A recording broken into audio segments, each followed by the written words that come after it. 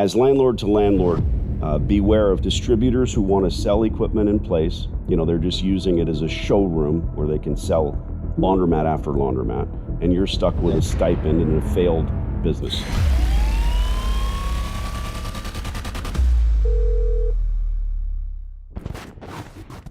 Hello, it's Chris. Hey, Chris, my name's Danny. I got your number from the convenience store. I am in the laundry business. I'm wondering if we might talk terms on the shutdown laundromat. I can throw some new equipment in there and make another successful store out of it. Not a broker. I don't flip or sell my laundries. I'm looking to become a tenant, if that makes sense. Okay. Yeah. And you know what? I got a handshake agreement already with somebody. Nice. Very good. Yeah.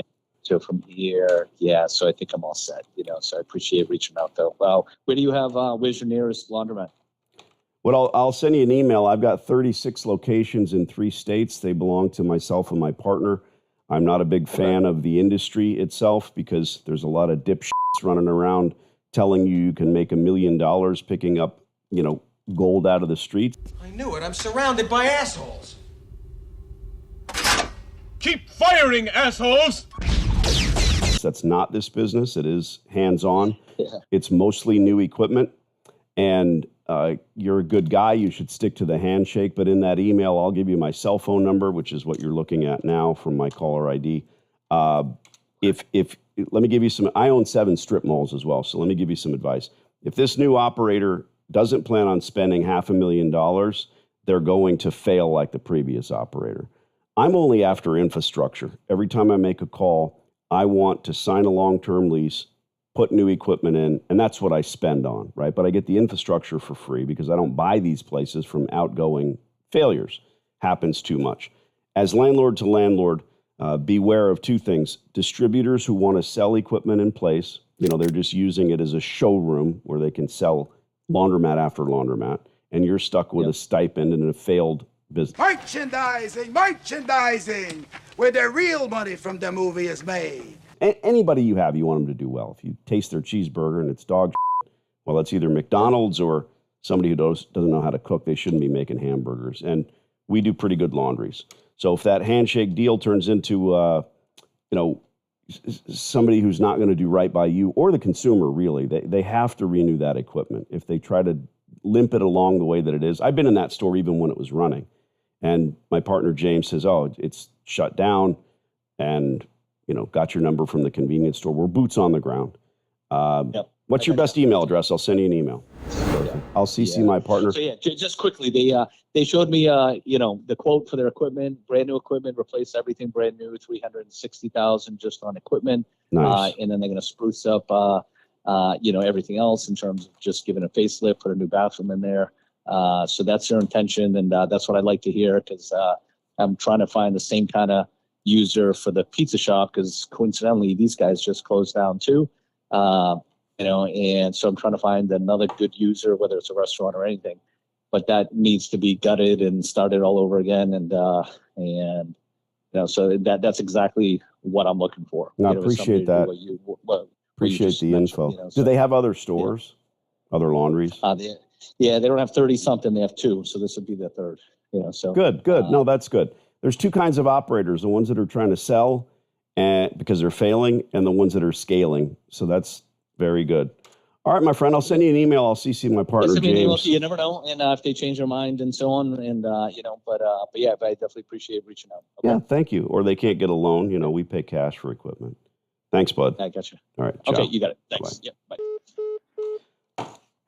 All right. Good call. What did you hear? Yeah. Well, what his cousin told me was that it's his buddy. I am your father's brother's nephew's cousin's former roommate. What's that make us? Absolutely nothing. Was gonna run the place unless he did something different in the last 2 weeks. But he said it was his buddy with no experience was gonna run the place. So I don't know. I kind of believe in what he said, but 100%. But here's what happened, and I'm kind of patting myself on the back. He says, "I have a handshake deal, but thanks for calling." Right? This is a typical sales call where he just told me that he doesn't want to speak to me anymore. He's shutting it down, right? Now, Yep. I don't know where you might have gone, but you hired me to get as much information as possible. So right away, I jump into help mode. Good, great, you're a good man. You should stick to that handshake agreement. Excellent, you're my kind of landlord. And I too am a landlord. And now he's listening. Now he's leaning forward in his chair instead of me saying, "Oh, gee whiz, can you put me in second position if that deal falls apart?" I'm going to make that his idea. And I make that his idea by saying, "Here's what you want to look out for. Make sure it's not a distributor trying to do," you heard what I said, and be certain that they're going to retool the store or they're going to fall flat. Anybody trying to limp that place along with that old equipment, you're screwed. Might take 6 months or even a year for them to get out, but that's a big pain. Anyone who's ever owned a rental property or a condo in another country or even businesses, you want somebody to come in with a good plan. Following up with that plan is different. So my whole spiel on trying to help him to make sure he gets a good tenant has nothing to do with me or you, but it really does, because he's like, yeah, I will let you know if they fall apart. But then he goes further. He wouldn't have told me that they have a $360,000 note on equipment that he's seen. He wouldn't have told me that they're working on their third store, which I'm typing now. But because of the methodology, you ask questions, you're not going to get answers. You provide information, suddenly the guy feels compelled to tell you what he knows. So Right. This sounds like it'll go. I've seen them do that before, where they, and the normal person would just be like, okay, and hang up, and you find a way to keep them on the phone.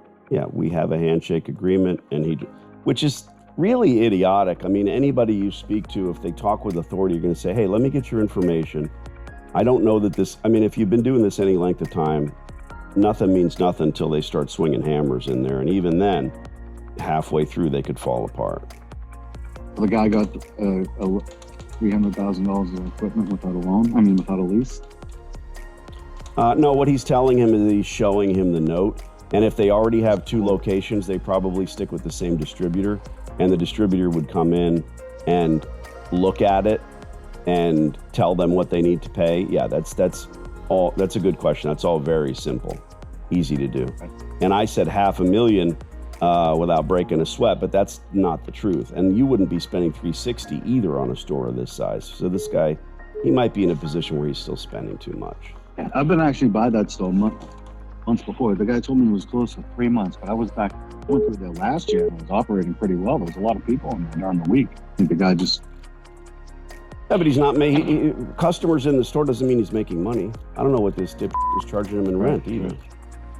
All right. No way to tell. Well, I know what they were asking for the pizza place over there was like $4.30 a square foot. Oh, please. Yeah, no, that's boutique prices. And maybe maybe this other guy is dumb enough to pay that. Who knows?